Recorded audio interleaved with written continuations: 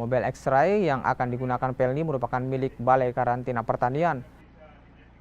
Langkah peminjaman ini dilakukan untuk mencegah masuknya penyakit dari hewan yang dikirim melalui jalur laut. Mobil X-Ray sendiri dilengkapi dengan peralatan terbaru dan bisa memindai barang bawaan penumpang. Dengan alat ini, pengawasan lalu lintas hewan dan juga tumbuhan bisa jauh lebih baik. Yang ini kan ada yang mobile X-Ray ini ya. Dan ada rencana kerjasama. Bagaimana namanya? Apakah masih harus menunggu kerjasama atau seperti apa? Sewaktu-waktu bisa dimanfaatkan. Kalau kerjasama kan hanya dari segi administrasinya, teknisnya. Tetapi mulai saat ini kan bisa on call, bisa diminta Pak ada masuk dari alat angkut dari gitu. Ini bisa dimanfaatkan. Dan ini mobile. Satu kali pakai.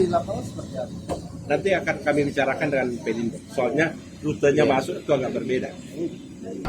Jadi nanti sebelum dilakukan hal itu dulu yang kita tanyakan persyaratannya dulu. Nah, seperti hewan, hasil pertanian itu harus dilengkapi dengan sertifikat yang ada.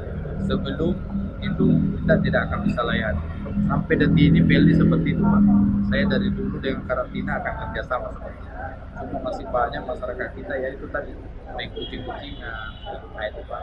Kalau masalah keuntungannya itu tadi Pak ya insya Allah Pelni akan untuk memberikan pelayanan yang terbaik pasti akan